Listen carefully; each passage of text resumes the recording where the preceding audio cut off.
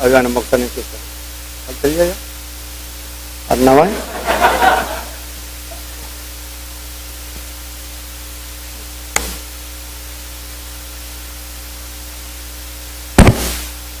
됐어요?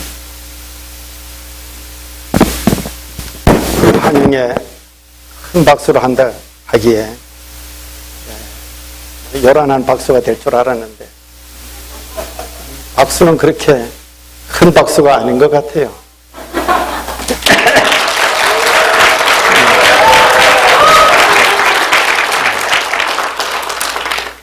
네, 이래 한번 박수 더 받는 것도 괜찮죠. 여하튼 반갑습니다. 여기 물이 없어. 담임 목사님이 젊으시니까 물이 필요 없는데 나이가 많으면은 물이 필요해. 입이 말라. 그래서 어떤 분들은 밤에 잘 적에도 머리맡에 대고 물병 갖다 놓고 자는 분들 있어요. 나는 그렇진 않는데 말을 많이 하면 물이 필요하지 않겠어요? 여하튼 반갑습니다. 이렇게 보니까 제가 7년 동안 목회하면서 같이 저는 늘 협조해주고 함께하는 집사님들을 비롯해서 모든 성도님들, 참 저 혼자 목회하는 것이 아니고 동역하는 동역자의 한 분 한 분으로서 7년 동안 함께 지나시고 또 그분들이 이 교회 역사에 30년 가까운 역사 속에 이 자리를 지키고 이 교회를 섬기는 분들, 오늘 제가 이 교회를 사임한 지가 10년이 지났죠.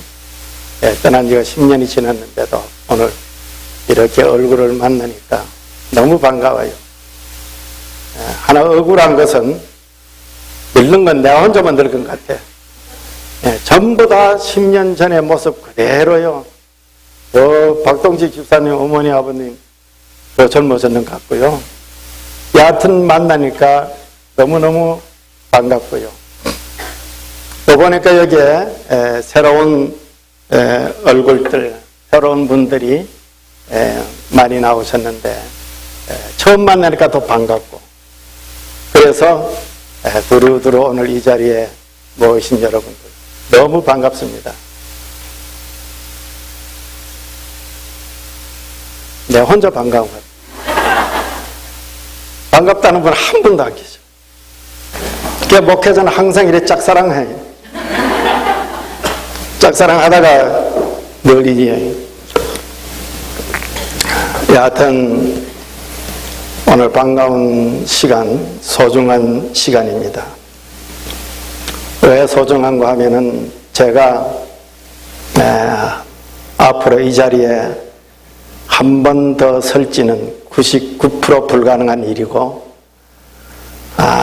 마지막 설교라고 하는 입장에서 제가 말씀을 전할 때 많은 말씀이 있지만은 꼭 내가 다시 못 만나는 건 뭐 더 만날 수가 있겠죠. 다시 이런 기회를 가지지 못할 입장에서 여러분들에게 멋있는 설교, 정말 심플한 설교로 멋있게 한 시간을 예배를 지날 수가 있지만은 그런 설교가 아니고 오늘은 제가 여러분들에게 부탁의 말씀, 마지막 여러분들의 삶이 이렇게 됐으면 좋겠다 하는 기대와 바람 속에서 제가 말씀을 전하려고 합니다. 여러분 마음의 문을 여시고 주님과의 기도하는 가운데, 주님과의 교통하는 가운데서 오늘 인생 4단계 마지막 단계의 절정에 도달할 수 있는 신앙의 목표를 가지고 바울 사도와 같이 저 높은 곳을 향하여 달려갔기를 다 달렸노라 하는 인생의 마지막에 승리를 외칠 수 있는 승리로운 성도들이 되시기를 주의 이름으로 축원합니다. 아멘도 좀 다시 한번 아멘. 여러분 부모님이 자식이 세상에 나면 잘 살기를 바랍니다. 또 결혼할 적에도 부부가 합쳐지면은 잘 살기를 바래요. 아기를 낳으면 아기도 함께 잘 살길 바랍니다. 여하튼 인생은 잘 살아야 돼요. 따라해보세요. 잘 살자. 잘 살자. 인생은 잘 살아야 됩니다. 그리고 신앙생활도 우리가 잘해야 돼요. 그래서 신앙생활도 잘 믿어야 된다는 거예요.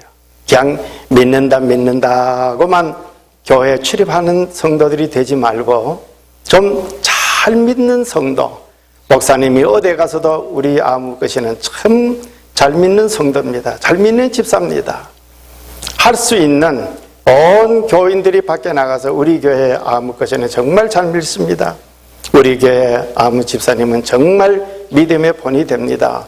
이러한 말을 할 수 있는 잘 믿는 성도가 되기를 주의 이름으로 축원합니다. 그래서 여러분들이 앞으로 잘 살고 잘 믿는 성도가 되려면은 어떻게 해야 되느냐? 한번 검진을 받아봐야 될 필요성이 있습니다. 내가 병원에 가기 전에는 내가 항상 건강하다고 자부하는 분들이 많이 있어요. 그런데 오늘 우리 김영철 집사님 계시지만 건강검진 가서 엑스레이 찍어보면 건강했던 사람이 이외에 문제를 안고 건강하다고 착각하고 사는 분들이 굉장히 많다고 하는 걸 집사님 그렇지요? 사진 보면은 그런 분들이 많이 있어요. 그래서 내가 이렇게 건강한데 왜 내가 왜 내가 그 병에 걸렸느냐 하는 분들이 대부분입니다. 우리가 신앙생활도 똑같습니다. 나는 내가 잘 믿는다고 내가 잘 산다고 생각하고 지금 살고 있는데 내가 잘 믿는다고 생각해서 지금 신앙생활을 하고 있는데 진짜 신앙의 검진을 한번 딱 받아보면은 아하, 내 신앙생활 속에 내 모르는 어떤 프라블럼이 있구나. 내 모르는 내가 드러나지 아니하는 어떤 문제성이 내게 있구나 하는 것을 발견합니다. 그래서 저는 오늘 아침 나와 여러분들이 말씀에 인도하는 대로 여러분의 신앙의 자세가 하나님 앞에 엑스레이 찍히듯이 찍혀져서 여러분들이 한번 검진을 받아보고 여러분들의 생활에 나도 모르게 이러한 문제가 내게 있었구나 하면은 여러분 치료를 받고 미리 치료를 받고 요즘 건강검진 TV에 보면은 난리 아닙니까? 우리 신앙생활도 꼭 마찬가지입니다. 그래서 저는 오늘 4단계로 한번 검진을 한번 해보려고 그래요. 첫째 1단계의 과정은 인생의 단계입니다. 우리가 자이든 타이든 원했든 원하지 않았든 우리가 부모님을 통해서 이 세상에 나면은 그분은 인생의 삶이 시작이 되는 거예요. 내가 원해서 시작되는 게 아니에요. 태어났으니까 시작이 되는 겁니다. 그게 바로 인생의 시작이요, 인생의 연속이요, 인생의 삶의 현장입니다. 그런데 이 인생이라고 하는 이 순간이 정말 중요한 순간이에요. 우리가 살아서 그저 오늘 또 직장 가서 일하고 그날이 그날같이 이렇게 지나니까 내가 살았다고 하는 이 순간이 별것 아닌 것 같이 생각이 들는지 모르지만은 내가 살았다고 하는 이 자체가 얼마나 소중하냐 이거예요. 얼마나 소중하냐. 그러면 왜 내가 살았다고 하는 이 사실이 중요한고 하면은 이유가 있어요. 그냥 중요한 게 아니에요. 저 동물은 살아있어요. 식물도 살아있습니다. 그러나 그들에게 삶의 중요성은 우리 사람만 못한 거예요. 동물이 아무리 영리하고 아무리 재능이 있고 아무리 아름다워도 그들의 삶은 우리 인간의 삶과 같이 값이 있는 건 아닙니다. 가치 있는 건 아니에요. 그러면 그들의 삶과 달리 우리의 인생의 삶에 값이 있다고 하는 것, 가치가 있다고 하는 것, 소중하다고 하는 것, 정말 심각하게 중요성을 느끼지 않을 수 없는 것은 인생의 삶에는 꼭 목적이 있기 때문입니다. 목적이. 동물에게는 삶의 목적이 없어요. 식물도 자라나지만은 거기에 삶의 목적이 없습니다. 그러나 우리 인생은 삶의 목적이 있어요. 그 목적이 뭐냐? 여러분 조용히 한번 생각해 보시길 바랍니다. 여러분 돈을 많이 벌어서 CEO가 되는 것이 인생의 목적이겠어요? 여러분 젊은 사람들이 많이 있습니다만은 유학하시는 분들 박사학위 받고 사회에 훌륭한 대접받는 것이 그게 인생의 목적이겠어요? 유명한 정치인이 되는 것이 그게 여러분 인생의 목적이겠어요? 물론 그 모든 것들이 아름답습니다. 부유해지는 것도 아름다운 일이고 또 박사학위를 받고 사회에 공헌하는 것도 아름다운 일이고 유명한 정치인이 돼서 훌륭한 정치를 이끌어 나갈 수 있는 분이 된다면 그것도 훌륭한 일이죠. 그러나 그것은 우리가 살아가는 성공의 삶의 하나의 내가 해야 될 일이지 그 자체가 돈 버는 부자 되는 거, 정치인 되는 거, 유명한 교수 되는 거, 유명한 힘을 가진다는 것은 삶의 목적의 핵심은 아닙니다. 그러면 그 삶의 목적이 무엇이겠어요? 여러분 아십니까? 아는 분 있어요? 모르기 때문에 내가 이야기하는 거예요. 알면 이야기할 재미가 없죠. 그 대답이 어디에 있는가 하면은 창세기 2장 17절에 있습니다. 그 말씀에 이렇게 소개되고 있어요. 하나님께서 동산에 있는 모든 실과의 열매를 너희가 임의로 다 먹어라. 그러나 동산 가운데 있는 선악을 알게 하는 나무의 열매는 먹지 말아라. 거기까지는 또 좋았는데 그 다음에 계속되는 말씀이 얼마나 중요합니까? 얼마나 두렵습니까? 얼마나 무서워요? 먹는 날에는 너가 정녕 죽으리라 그랬어요. 그런데 그 선악을 알게 하는 나무의 열매를 해와와 아담이 먹었어요? 안 먹었어요? 먹었어요? 안 먹었어요? 먹었지. 자기만 먹었어? 남편도 먹였어요. 왜 여자들의 심사가 그래요? 에? 죽으려면 자기나 죽지 왜 끌고 죽어? 아마 남자 같으면 내가 그 입장을 가만히 생각해 봐요. 남자 같으면은 해와가 달라 그러다 에이 여보 당신은 먹지 마. 나는 죽더라도 당신은 살아야 될 거 아니야. 그랬을 거예요. 그런데 해와는 자기만 먹고 자기만 죽었으면 하나님이 모른 다른 작업을 했을 텐데 이거 남편에게도 또 먹여서 죽어도 같이 죽자 끌어안고 같이 죽었어. 그런데 거기에서 제가 여러분에게 한번 물어봅니다. 선악을 알게 하는 나무의 열매를 따먹은 해와와 아담이 죽었습니까? 살았습니까? 살았다 하는 분 손 한번 들어봅시다. 한 분도 없네. 죽었다는 분 한 분도 없네. 당연한 거예요. 사람은 정답이 없으면 묵비권을 행사합니다. 법정에 가도 정답이 없으면 묵비권을 해. 하나님 앞에서도 마찬가지야. 어떤 교회는 가는 물어보면은 살았다 하는 분들도 있고요. 또 죽었다 하는 분들도 있습니다. 여러분들은 어느 답이 옳은 것 같아요? 응? 왜 이래?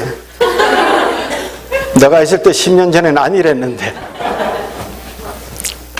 여러분, 살았다 하는 말도 정답이고 죽었다는 말도 정답입니다. 그럼 어떤 시험 문제가 그런 시험 문제가 있느냐? 죽었다는 사람은 그게 정답인 이유가 죽었다는 사람은 어떤 면을 보는가 하면 영적인 면을 봅니다. 그래서 아담과 해와가 선악을 알게 하는 나무의 열매를 따먹는 그 순간 아담과 해와의 영이 죽었는 거예요. 영이 죽었습니다. 그래서 우리가 거듭나지 아니하면은 안 되는 이유가 그때의 죽은 영을 살려야 된다. 그럼 죽었다는 것만 정답이냐? 살았다는 것도 정답이에요. 그럼 사는 것은 왜 정답이냐? 아담과 해와가 진짜 그 자리에서 죽지 않았거든요. 육은 살려놨어요. 육이 살아있어요. 육신은 영은 죽고 육은 살려놨어요. 그러나 그 육이 영원한 인생은 아닙니다. 영원한 삶이 아닙니다. 죽어가는 삶을 시한부로 살려둔 거예요. 그러면은 왜 시한부의 삶을 아담과 해와에게 주었느냐? 그 이유가 있는 거예요. 그것은 죽은 영을 살리기 위해서 육을 죽이지 아니하고 육은 살려둔 겁니다. 믿으십니까? 그래서 우리 인생이 살았다고 하는 이 순간에 가장 먼저 돼야 되고 꼭 해야 되고 꼭 이루어야 되고, 뭐 세상에 유명한 인사가 안 되더라도 세상에 어떤 공헌이 없더라도 이것만은 꼭 이루어야 된다고 하는 것이 뭔가 하면은 중생이다. 거듭나야 된다. 이 사실만은 여러분 명심하시기를 주의 이름으로 축원합니다. 그래서 인생을 잘 사는 방법이 뭐냐? 잘 삶이 어떤 것이냐? 예수 영접하고 영이 거듭나서 중생에서 사는 삶이 인생은 어쨌든 간 승리한 삶이다. 이 순간에 다 거듭나셨습니까? 예수님 영접하셨습니까?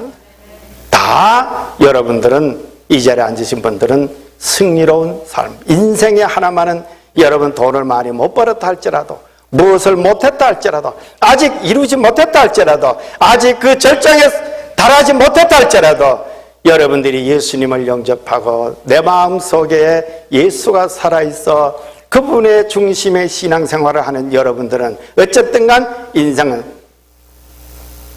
따라합시다. 인생은 성공했다. 여러분, 인생은 성공한 분들입니다. 그러니까 얼마나 위대하게 보여. 여기서 보니까 다 위대하게 보여요. 여러분들은 사람의 자녀가 아니에요. 김 씨의 자녀가 아니에요.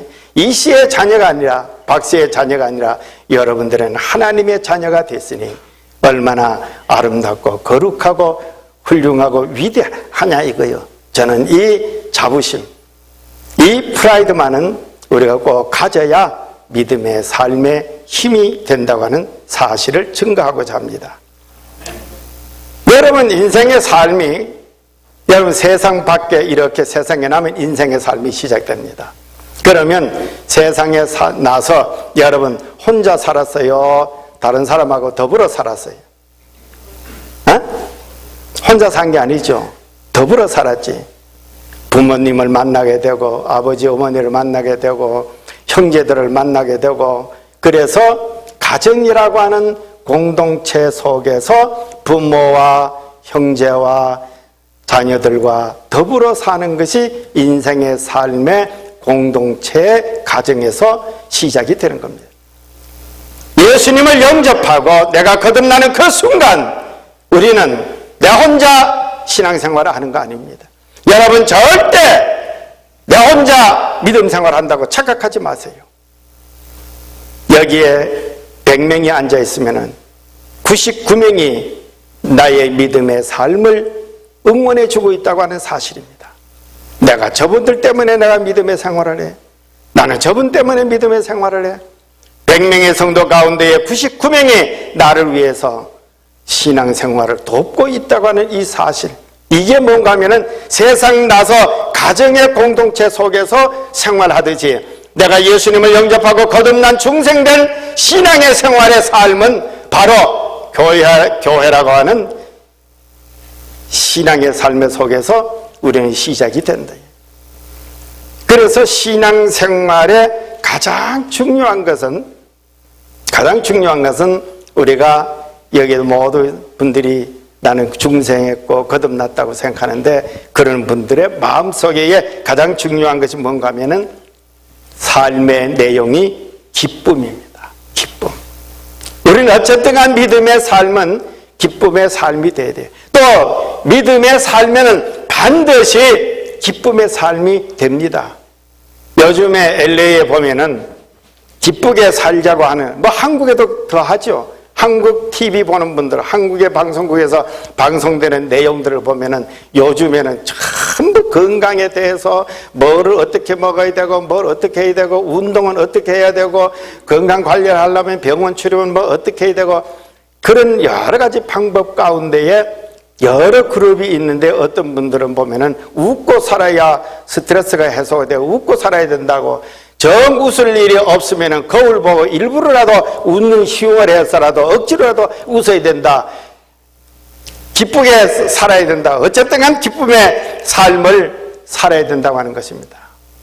여러분, 인생의 삶의 육신도 살아있는 동안 건강하게 살려면은 여러분 기쁨이 있어야 돼요. 신앙의 생활의 한 단계 위에 신앙의 생활에도 여러분 기쁨의 생활이 돼요. 그래서 예수 믿는 사람은 항상 기뻐야 돼요. 어쨌든 여러분 내 삶의 속에 슬픔과 괴로움과 절망과 좌절이 내 마음속에 꽉 스며들면은 내가 이게 믿음에 문제가 있는구나. 여러분 기도해 보세요. 내게 기쁨이 빼앗아갈 때에 뭐가 내 기쁨을 빼앗아가느냐, 이걸 한번 생각해 보시길 바랍니다. 주님이 우리에게 주신 신앙의 삶의 핵심이 뭔가 하면 기쁨입니다. 그래서 바울은 빌립보 교회 교인들에게 부탁하기를 빌립보서 4장 4절에 주 안에서 항상 기뻐하라. 내가 다시 말하노니 기뻐하라. 데살로니가 전서 5장 16절에 보면은 항상 기뻐하라 그랬습니다. 여러분, 믿음의 생활이 왜 기쁩니까? 믿음의 생활로 인해서 왜 기쁨의 생활이 이루어지느냐 이거예요. 그 믿음의 생활이 내 공로로, 나의 수단으로, 나의 노력으로, 나의 어떤 애씀에서 주어진 대가가 아니기 때문인 것입니다. 여러분, 한 달 동안 내내 일하고 월급 받을 때에 여러분 기뻤어요, 안 기뻤어요? 한 달 내내 일하고 월급 받을 때 기쁨은 아마 100% 가운데에 한 10% 기쁠 거예요. 그것도 영 안 기쁘진 않아요. 기분 좋아요. 그런데 왜 10% 정도의 기쁨이냐 하면은 그건 내가 일하고 받은 대가이기 때문에 기쁘지만은 뭐 당연한 기쁨, 당연한 일이기 때문에 좀 기쁩니다. 그러나 여러분, 믿음의 바울이 기뻐하라 기뻐하라 성경에 많이 고린도전서에도 이야기를 했죠. 고린도후서에도 이야기를 했죠. 왜 기뻐하라고 했느냐? 여러분, 이 믿음이 우리 행위의 대가가 아니라 하나님의 선물이기 때문에 에베소서 2장 8절과 9절에 보면은 우리가 믿음을 가지게 된 것은 구원받은 것은 중생한 것은 너의 행위로 말미암아 된 것이 아니라 하나님의 선물이다 그랬어요. 그러니 하나님의 선물을 받았으니 우리가 어찌 기쁘지 않으랴? 어찌 기쁘지 않겠느냐 이거예요. 여러분, 이 기쁨이 없으면 믿음의 진정한 삶이 아닙니다. 여러분, 기쁘다가도 내게 기쁨이 사라지는 그 순간 여러분의 믿음에는 뭔가 보이지 아니하는 엑스레이에 나타나는 문제성이 있기 때문에 그것 때문에 소화도 잘 되고 먹는 것도 잘 먹는데 엑스레이상에 문제가 나타나듯이 내게 삶의 현장에서 기쁨이 사라지는 그 순간 나의 삶의 속에는 문제가 있다고 하는 사실입니다. 여러분의 삶에 나는 진정으로 오늘 아침 이후에 여러분의 삶의 어떤 환경과 어떤 조건과 어떤 처지와 어떤 입장에 들어가더라도 여러분의 삶의 믿음의 기쁨만은 계속되기를 주의 이름으로 축원합니다. 네? 기뻐야 돼요. 어쨌든 기쁨의 중요성입니다. 여기에서 제가 한 가지 말씀드리고 싶은 것은 믿음은 절대 여러분 이게 침례교의 특징입니다. 침례교회 목사들의 메시지에서 이 말이 항상 강조되고 있습니다. 믿음은 행위의 보상이 아닙니다. 아니, 구원은 행위의 보상이 아닙니다. 흔히 교인들 가운데 이런 말 하죠. 저 사람 저래 믿어가지고 천당 가겠나? 저게 저래 믿어가 저게 천당가? 그런 말 합니다. 여러분, 믿음은 이래 믿으나 저래 믿으나 천당 가게 돼 있어요. 왜? 하나님의 선물이기 때문에. 그래서 우리는 다른 교파에서는, 어떤 교파에서는 구원을 받기 위해서 예수를 믿는다고 하는 생각을 가진 사람들이 있습니다. 그래서 잘 믿어라, 잘 믿어라. 그래야 구원받는다. 잘 믿어야 예수 천당 가지. 그래 믿어 천당 가겠나? 강단의 메시지가 때로는 그렇게 주장될 때가 있습니다. 나는 그건 절대 아닙니다. 여러분, 내가 구원을 받기 위해서, 천당 가기 위해서 내가 예수 믿는 게 아니라 내가 구원을 받았으니 내가 신앙생활하고 믿음의 생활하는 것을 믿으시기를 주의 이름으로 축원합니다. 여러분, 절대 이 자리에 오늘 오신 분들, 여러분들은 천당 가서 구원받고 천당 가려고 한 게 아니라 나는 이미 구원받고 천당 가게 됐으니까 내가 이 생활을 하지 않으면 안 돼 해서 하는 생활이 바로 우리 믿음의 생활이라고 하는 것을 꼭 믿으시기를 주의 이름으로 축원합니다. 여러분, 예를 하나 간단하게 들고 지나갈게요. 이 예를 돕기 위해서 누가복음 23장 43절 이하에 보면은 예수님이 십자가에 못 박아 세상을 떠나게 될 때에 혼자서 십자가에 못 박은 게 아니죠. 양쪽 강도와 십자가 셋이 서서 가운데 예수님이 달리시고 양쪽에 강도가 달렸잖아요. 그때 한 강도는 예수님을 얼마나 비방했어요. 너가 만일에 그리스도이거든 너도 내려오고 나도 내려다고 하고서 끝까지 한쪽 강도는 예수님을 비방했습니다. 그러나 한쪽 강도는 너나 내나 죽을 죄를 지은 놈이 뭐 할 말이 있느냐? 뭐 할 말이 있느냐? 예수님을 향하여 바라보면서 당신의 나라에 임하거든 나를 기억하여 주시옵소서. 예수님을 바라보면서 예수님을 마음 가운데 영접하는 그 순간 예수님께서는 뭐라고 대답했어요? 오늘 밤 너가 나와 함께 낙원에 있으리라 그랬잖아요.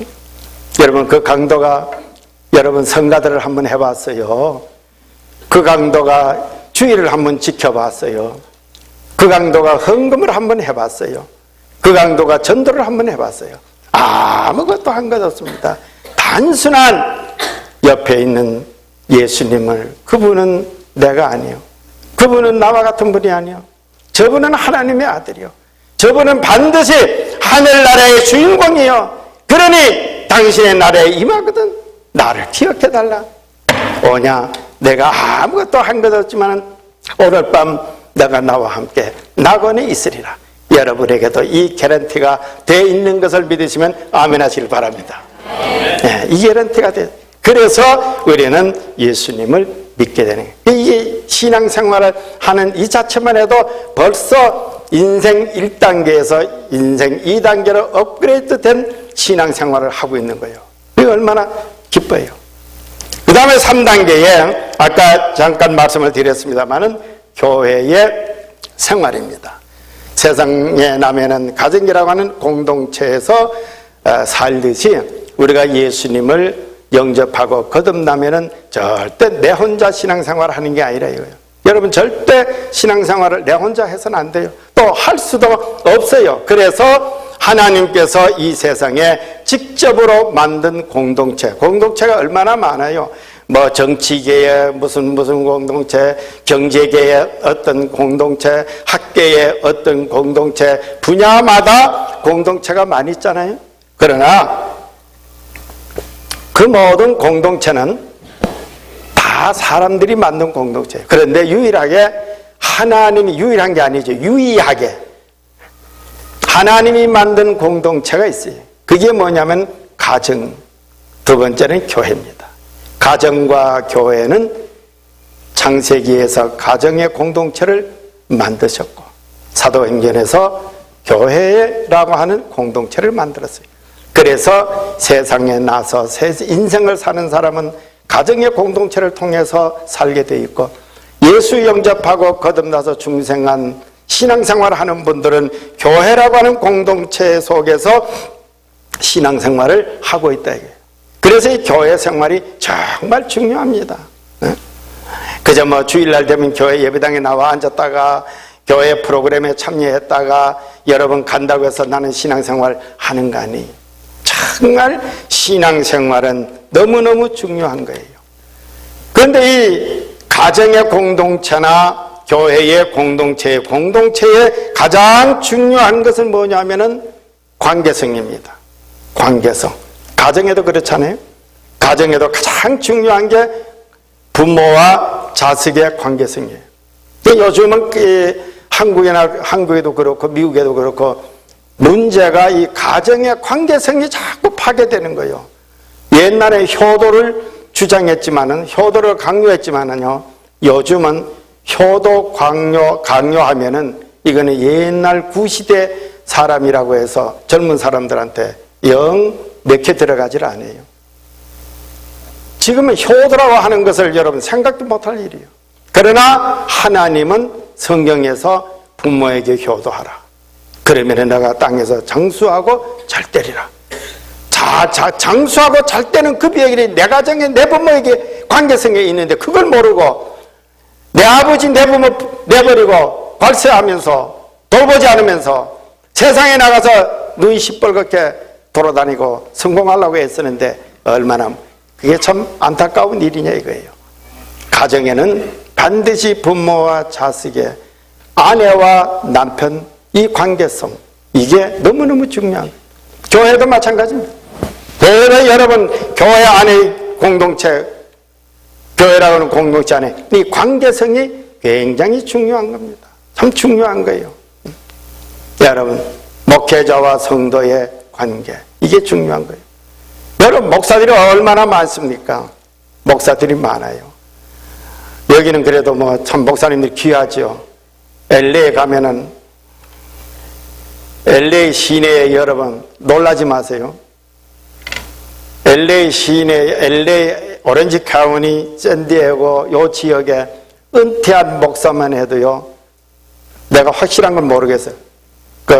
은퇴한 목사회에서 이야기를 하는데 1,050명이래요. 목사 얼마나 많아요? 현재 사역하고 있는 목사님들 얼마나 많습니까? 그 많은 목사님들이 다 내 목사는 아니에요. 목사가 아무리 많아도 내 목사는 몇이요? 이 교회는 뭐 둘 같은데? 하나를 그러면 정 목사 또 섭섭할 거 아니에요. 서 목사면 자기 목사인가? 나도 목사인데.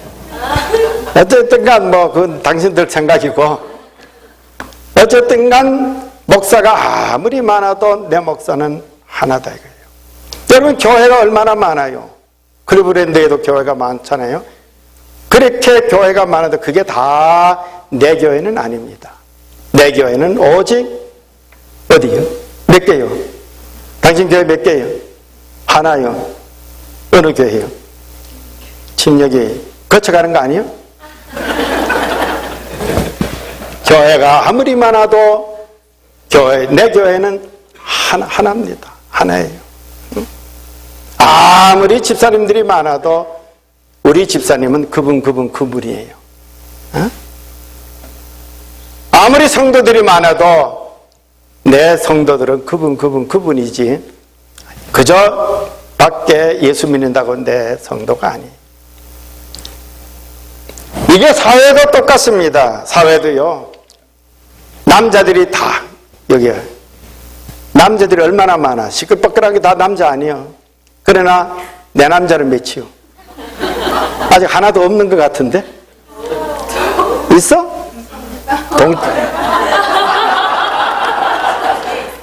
아? 저 뒤에 있어.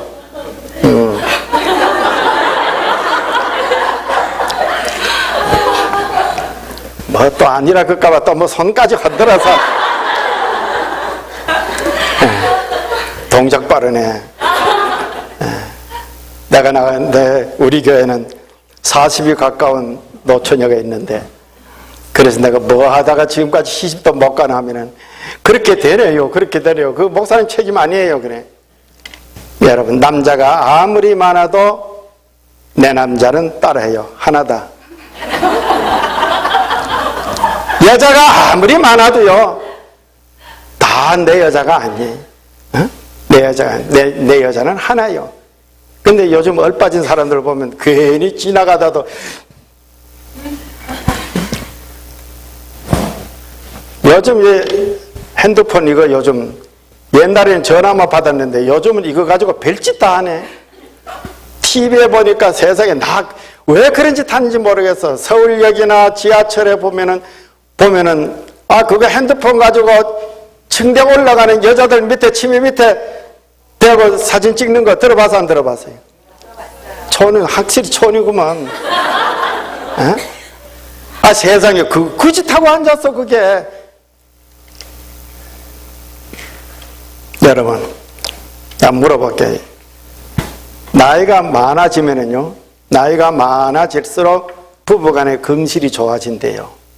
금실이. 젊었을 때는 안 그랬는데 나이 많아지면은 금실이 좋아진대. 우리 박동식 집사님 어때 금실이 더 좋아져요, 나빠져요? 좋아지지요. 좋아지지. 김종우 집사님 어디 갔어? 어때 금실이 살아가서 나이 많을수록 어떻게 금실이 좋아져요, 나빠져요? 좋아져, 안 나빠져? 이게 나이가 많아질수록 금실이 좋아진대요. 젊었을 때는 길가에 가다가도 손만 건들리도 에이 뭘 점잖게 이러거든. 부인들이 흔히 이렇게 해서 우리 집사람도 그 짓 잘해. 그래서 내가 속으로는 여자는 여자라구나. 괜히 다리 아프다는 핑계대고 괜히 여기 자꾸 당길래 그래 갑니다. 근데 어쨌든 간 금실이 좋아진대. 그 이유가 뭔지 아세요? 내가 지금 이게 이야기하려고 그래. 그 이유가 뭔지 알아? 알아? 왜 금실이 좋아지는 것 같아? 아시는 분 누가 한번 대답하면 돼요. 아이고 확실히 촌은 촌이다 그래 브랜드가. 그게 왜 금실이 좋아지냐 하면요, 치매기가 와서 그렇대. 치매기가 와서 자기 부인을 착각하고 손도 잡고요, 남의 부인인 줄 알고. 이 사람들 뭐 인터넷도 안 보나? 그 인터넷에 얼마 전에 떴어요. 그게 내 말이 아니고. 그래서 그 치매가 와가지고 착각을 하고 자기 부인을 남의 부인인 줄, 남의 여자인 줄 알고 그 손을 잡는데, 그래가 그걸 금실이 좋아진다고 착각하고 있는데 그게 금실이 좋아지는 게 아니고 그런 거예요. 그런데 내가 이 말을 왜 하는가 하면은 교인들에게도 신앙에 치매 걸린 성도들이 많이 있어요. 네? 치매 걸린 성도들. 여기는 그래도 없어. 30년 되도록 이 자리 지키는 거 보면 아직은, 네? 저 박 집사님도 치매 안 걸린 것 같고 우리 김윤철 집사님도 치매 안 걸린 것 같아요. 신앙에 치매 걸린 사람은 어느 교회가 내 교회인 줄 분간을 못해요. 아무 데나 가면 금치교회인 줄 알아요. 그래서 선대학을 보면은 100여 교회가 있는데 100여 교회 멤버가 다 돼 있는 사람이 있어요. 오늘 2주일하러 이렇게 친구가 여보게 오늘 우리 교회 가서 가세. 치매 걸려가 따라가는 거예요. 그게 신앙에 치매 걸려가지고. 어느 집사가 와가지고 아이고 오늘 집사님 오늘 우리 교회 정신 별식 하는데 그 정신도 먹고 가세. 가세. 그게 신앙에 치매 걸려가지고. 목사도 목사님이 대하는 것도 마찬가지예요. 가장 남의 목사 보면은 못 견디고 미식것이 난리요. 담임 목사가 옆에서 보면 식이 날 정도로 막 딜이 좋아하는 거예요. 목사님 그거 절대 좋아하지 마세요. 그 신앙에 치매 걸려가지고 자기 목사인지 남의 목사인지 분배도 못하고 그 짓 하는 거예요. 이게 우리가 신앙의 치매나 육체적인 치매나 똑같은 거예요. 그러니까 여러분 절대 치매 걸리지 마시고 내 교회에 분명하게 확실하게 의식하고 그렇게 사시기를 주의 이름으로 축원합니다. 그래서 이 공동체 속에서는 뭐를 성경에서 제일 강요하는가 하면은 충성하라.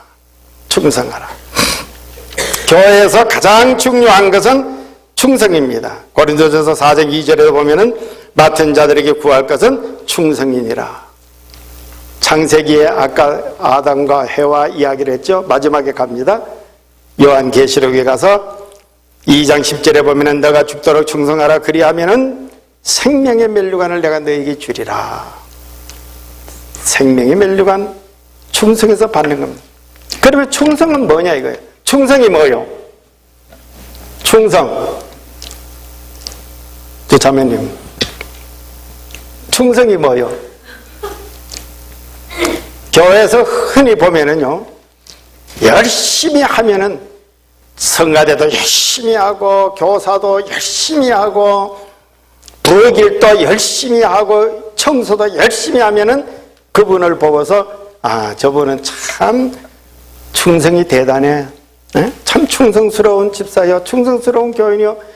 아무것이나 정말 충성스러운 성도요, 충성이라고 생각합니다. 그러나 여러분, 열심히 한다고 해서 그게 충성은 아닙니다. 에? 충성은 아니에요. 물론 열심히 해야죠. 그러나 열심보다가는 충성의 본질이 뭐냐면은 변하지 아니하는 것입니다. 따라합시다. 충성은 변하지 않는 것. 충성은 변하지 않는 것. 충성은 변하지 않는 것. 작년에 불이 나게 열심히 하다가 금년에 그거 안 하면 그건 충성이 아니에요. 금년에 열심히 성가대 하다가 내년에 안 한다고 하면 그건 충성이 아닙니다.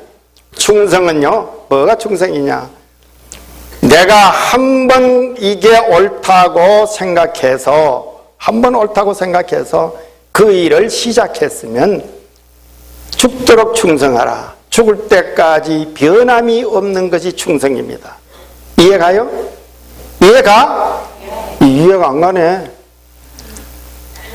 충성은 한 번 내 믿음에 하나님 앞에 이게 내가 할 일입니다. 내가 이게 옳습니다. 해서 한 번 시작했으면 어떤 풍파가 오든 어떤 환란이 오든 어떤 결과가 오든 간에 그 일을 죽을 때까지 계속 변함이 없이 하면은 생명의 면류관을 받게 되는 거예요. 네? 나는 저 이종욱 집사님 성가대 찬송가 잘하는지 못하는지는 난 몰라. 70이 넘어가지고, 근데 오늘 아침에 이렇게 보고 70이 넘어가지고 아직도 성가대 않는다. 뭐 소리는 제대로 내나. 그런데 한 가지 아름다운 것은요, 그래도 그 자리를 아마 죽을 때까지 지킬 작정인 모양이요. 그게 충성입니다. 여러분, 충성이 별거 아니에요. 내가 옳다고 생각해서 내가 한 번 시작했으면 그걸 죽을 때까지 계속하는 게 그게 충성이다 이거. 나는 이 교회 성도들 여러분 절대 하다가 그만두지 말고 하다가 변질되지 마시고 하다가 바뀌지 마시고 여러분 죽을 때까지 계속하면은 여러분 하늘의 면류관이 여러분의 것이 될 줄로 믿습니다. 이게 3단계의 교회 생활입니다. 교회 생활 이렇게 하세요. 여러분 관계성을 유지하고 한 번 맡은 일에 죽도록 변함없이 계속하는 것. 그 다음 마지막으로 말씀드립니다. 마지막에 예배의 생활입니다. 예배. 저는 이 예배에 대해서 참 중요하게 생각을 해요. 그래서 예배 시간에는 일찍 와야 된다. 그래서 저 뒤에 교인이 지금 들어오는데 저게 들어오려고 오는지 누구 만나러 오는지 모르지만 그래서 예배 시간은 일찍이 와서 준비하고 기도하고 마음문 열고 기대하고 기다리다가서 예배가 시작이 될 때에 하나님의 역사가 일어나게 되는 거예요. 가둥지둥 뭐 되는 대로 생긴 모양대로 그냥 와 앉았다가 돌아가면서 오늘 또 예배 드리고 나는 왔어요. 점심 약속하고 예배당 갔다가 점심 먹으러 가면서도 나는 오늘 예배 드리고 왔어요. 좋아하네. 그게 예배가 아니에요. 여러분, 우리가 예배 시간에 오늘 또 여러분 기도하고 찬양하고 대표로 집사님이 기도하시고 성가대가 아름다운 찬양도 하시고 또 오늘 외에 우리 손목사님 또 설교 또 잘 하시고 여러분 또 헌금도 열심히 하시고 그렇게 하지 않습니까? 그런데 여러분, 그게 예배요, 예배 아니요? 그게 예배요, 예배 아니요? 기도하고 찬양하고 설교 듣고 헌금 드리고 축도받고 돌아가는 게 그게 예배요, 예배 아니요? 저 목사 입에서 무슨 말이 나갈까 싶어 겁이 나가지고 대답도 못해요. 그게 예배가 아니요. 그게 예배가 아니요. 그게 예배가 아니에요. 그건 예배의 순서입니다. 예배의 순서. 그리고 예배의 여러분 수단입니다.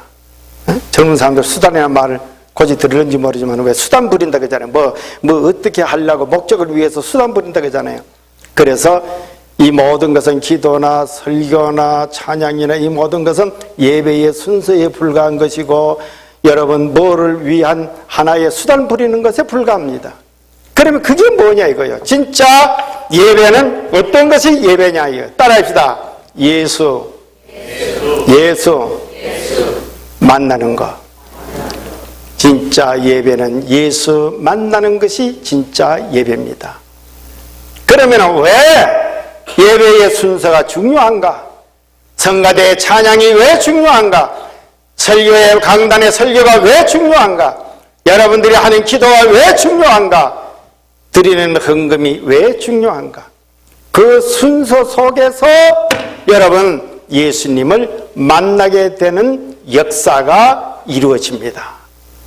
찬양을 듣다가 마음의 문이 열리면서 예수님이 내 마음속에 임재함을 확신하게 되는 역사가 일어나고 설교를 듣다가서 그 메시지 속에서 예수님을 만나게 되는 것이고 내가 기도하다가 내 곁에 서서 나의 등을 어루만지시는 예수님을 만나게 되는 것입니다. 이게 바로 예배입니다. 그래서 예배는 뭐냐? 예수 만나는 것이 예배다. 여러분 누가복음 19장에 보면은 삭개오의 이야기가 나옵니다. 거기에 삭개오의 이야기 소개되죠. 많은 사람들이 예수님을 따라서 구름대와 같이 지금 예수님을 따라서 행진이 지금 진행이 되고 있습니다.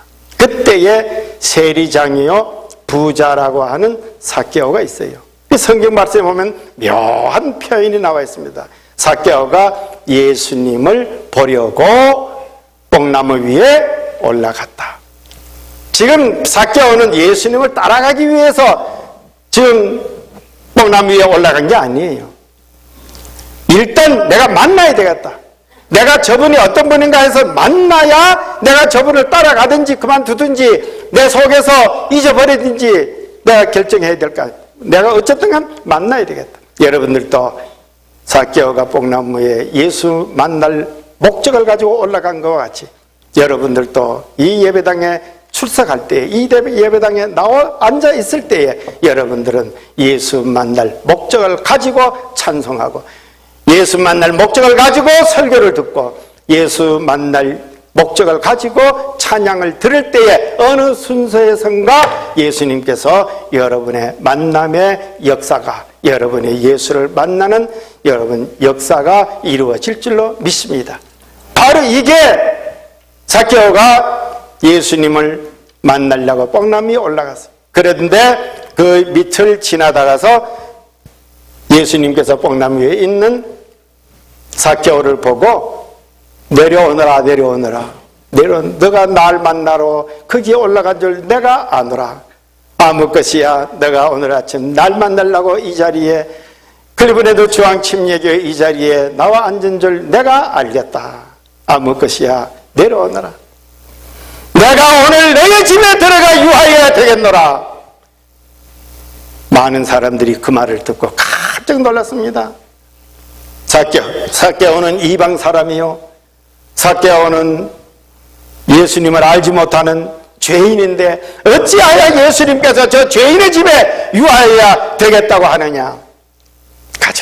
세상 사람이 뭐라 하든지 간에 예수님께서는 zac개오야 내려오너라. 내가 오늘 너희 집에 유하여야 되겠다.